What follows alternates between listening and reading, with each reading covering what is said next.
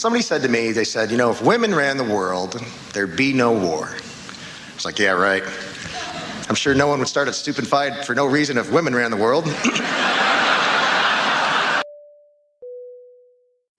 It is so easy to clock Princella and the spiritual whistleblower because I was once them. Like, literally. Princella wants to be a man. I went through that whole stage where I thought I would be better off being a man. Okay? I thought that, yeah, I'm just going to do me. I'm going to bag the baddies. Okay? And yo, I really want to hop in on this Princella the Queen Maker and this Flawed Villain going on right now. Even though it ain't even really between them, it's more like every woman versus Princella right now, bro. Let me tell y'all something, man. As a lesbian woman, y'all swear that lesbians want to be men. Most lesbians really know their true power, but we do not want to be men. Trust me. We love being women. We just like women. And if you take the clothes out of it, we still women. And for a man to look at a woman just because she got on, like, I guess, men clothes, boy clothes, whatever, and then say, oh, you think you a man, what does that say about men? the flawed villain is a prime example of when a narcissist master manipulates the person and now they want to get online and point fingers, right? Now, Princella is definitely a manipulator, okay? I can clock her because I was once her. But the flawed villain is also a manipulator, and she's trying to pander to my community. My child's father is 63 years old. You know why? Because I'm extremely mature for my age. I don't f with kids. That's why I say I'm not dealing with no woman under the age of 30. Because she mature. Why you dating a 23-year-old? Why you sucking? Why are y'all still sucking at 50? As we near the one-year anniversary of the 2024 election, we can remember two things distinctly. One, of course, many black women thought that white women were going to side with them in voting for Kamala Harris, and, well, that didn't come to be. And we also remember the reaction where many black women said that they're going to sit on tall buildings and sip coffee. But here we are with deja vu, as it appears that two prominent anti-male advocates, I guess, are going at it. And it's got the whole anti-male world split in two. Age gap dating, how do we feel about older individuals dating much younger individuals? Princella, let's start with you. I'm a leader in my mentality, and even when you are, it doesn't matter what industry you're in, military, whatever, you have a code of ethics. The higher you go, it becomes unethical to date or deal with lower enlisted people, right? Because you have a power over them.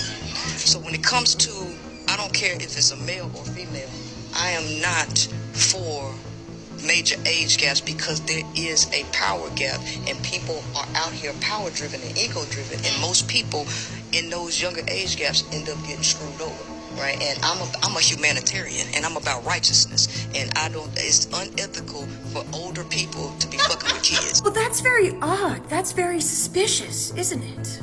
Someone that thinks that age gap relationships are unethical, why the is she in a 16-year age gap relationship with someone who was 23 when she met her?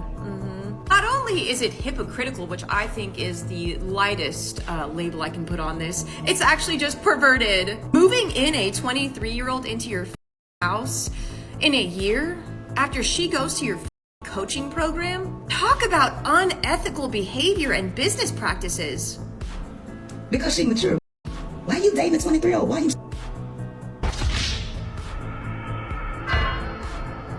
So I think now is to just drag black women down. It was Princella she was speaking so highly of. It was Princella she wanted to use to get at Cecilia. It was Princella maybe very soon it's going to be Shira next. Somebody said to me, they said, if women ran the world, there'd be no war. It's like, yeah, right. I'm sure no one would start a stupid fight for no reason if women ran the world. Yeah, hi, this is England. How come I'm being invaded? Oh, I think you know why.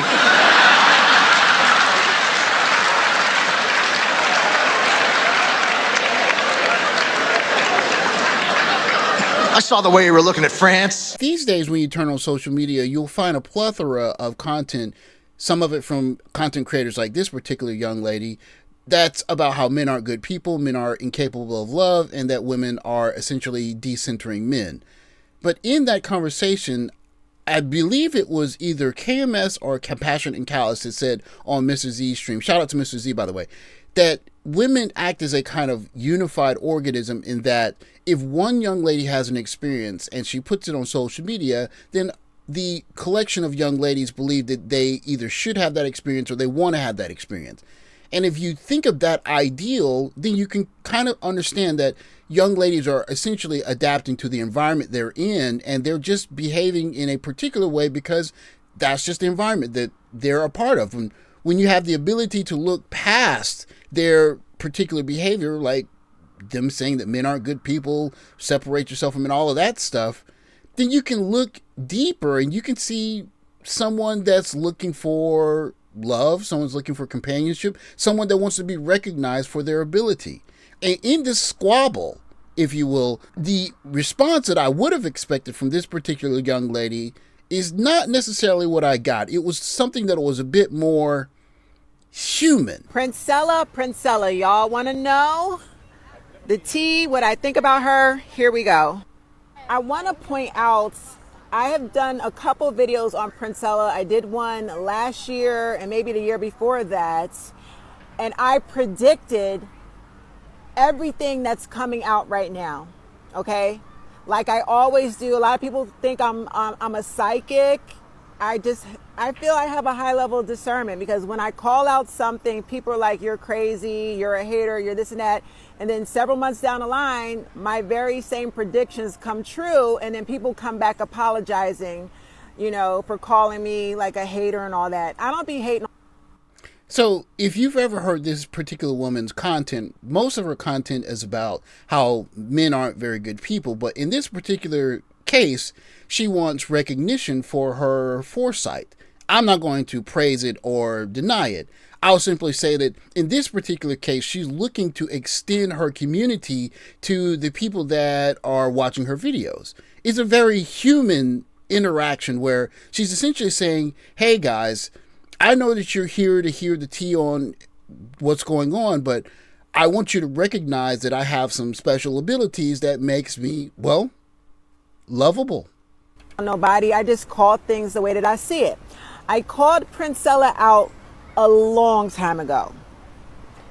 I said she was basically the female version of Kevin Samuels, and she's using the same grifting formula that Kevin Samuels and Shira 7 uses. It's the same formula. It's a formula that is used by a sociopathic cult leader. I have broken this down to y'all over and over again, and I know I'm going to trigger the pick-me's, the Jezebels, the narcissists. They're going to come for me. I don't care. Let me tell you something. When I exposed Kevin Samuels when he was alive, and he sent all his male followers to attack me. So I had a bunch of grown men threatening me. Here you can hear her reaching out to her audience and wanting to get recognition for her ability to see the future. It's a very human thing, because maybe she can see the future, maybe she can't. But she does want to be recognized by it from her audience, that you guys can see the positive humanity in me.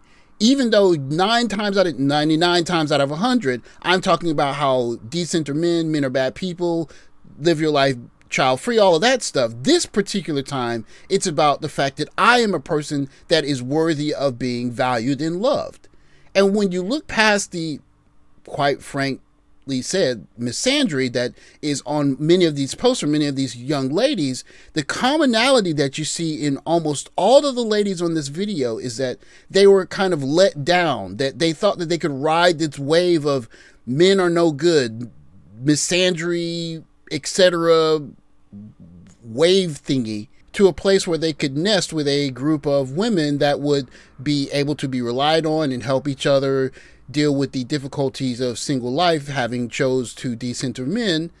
But when the revelation that Flawed Villain voted for Donald Trump came out, it was a kind of rehash of what we saw in the last election, that white feminist women are going to vote for what they're going to vote for, which in this case was a Republican. And many of the liberal-leaning black women were left to kind of reevaluate their positions. And what's sad, mostly from my point of view, is when you see this young lady is, I imagine 50 years ago, this young lady on a church bench on Sunday morning with 2 kids and her husband, or taking her kids to the pool this summer and watching them splash around while she's sitting on a cot reading her favorite book, or even just going to the supermarket or taking her kids to summer camp. Instead, she's become this kind of different person. Someone that really doesn't really know what she wants. I went through that whole stage where I thought I would be better off being a man, okay? I thought that, yeah, I'm just going to do me. I'm going to bag the baddies, okay? And it's all ego.